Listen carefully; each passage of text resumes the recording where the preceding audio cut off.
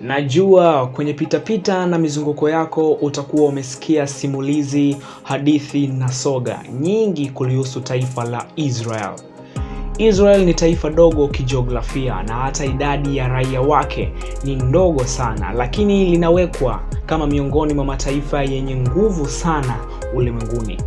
Ukirudi kwenye kitabu kitakatifu kinachoitwa Biblia ama The Holy Bible, kinaelezea taifa hilo kama taifa teule, yani limebarikiwa na Mungu, na ndo maana watu wake wanasemwa kuwa wenye upeo mkubwa sana na akili nyingi.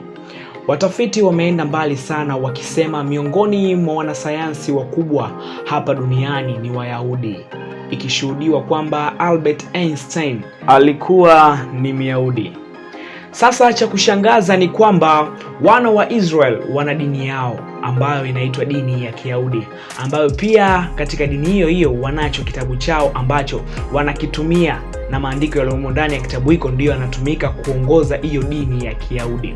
Kiufupi ni kwamba Israel hawatambui kuhusiana na Ukristo wala hawamtambui Kristo. Wanachojua kwamba alikuwa ni mtu ambaye alikuja duniani, alishapita duniani na kuondoka zake. Lakini pia hawakitambui kitabu cha Biblia kama miongoni mwa kitabu cha kuongozea dini yao hiyo ya Kiyahudi. Sasa hapo nimekuacha na maswali, lakini kurudishe nyuma kidogo katika historia, kuna kitu kinajulikana kama Zionism.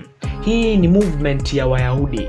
Nyuma kidogo inasemekana kwamba alikuwepo bwana mmoja aliyejulikana kama Adolf Hitler, miongoni mwa watu ambao wanasemwa sana katika historia ya dunia hii kuwahi kupita. Bwana huyu alikuja na mbinu yake ya kutaka kuwateketeza ama kuwaondoa kabisa katika uso wa dunia Wayahudi. Hivyo basi aliwateka na wengine aliwaua na kuwaondoa katika uso wa dunia. Sasa waliokuwepo na waliobaki walianzisha movement yao iliyojulikana kama Zionism, ambayo Zionism hiyo ni kwa ajili tu ya kuwaleta pamoja wana wa Israel. Miaka iliyofuata baadaye, wana wa Israel waliungana pamoja na kutengeneza taifa moja ambalo ndio Israel ya sasa hivi. Yaani Israel naona sasa hivi ilitokana na Zionism. Sasa kilichopo sasa hivi, kulingana na tafiti mbalimbali za ulimwengu na tafiti mbalimbali za dunia, inasemekana kwamba wana wa Israel sasa hivi wamekuja na mpango mkakati wa kutaka kuishikilia dunia. Yaani miaka ijayo wanataka dunia iongozwe na Israel. Makao makuu ya dunia yawepo pale Yerusalem, mji mkuu wa Israel, ambapo inasemekana kwamba wameanzisha mbinu na mikakati mbalimbali ya kutaka kuanzisha sheria ambazo zitakuwa zinaiongoza dunia. Kama ilivyokuwa kwa sasa Marekani na mataifa mengine makubwa yanatoa sheria za kuongoza dunia, basi Israel na yenyewe wana ndoto kama hiyo. Basi tusubiri tuone watafikia wapi na watafika eneo gani, maana hili ni taifa ambalo lina nguvu sana katika dunia hii.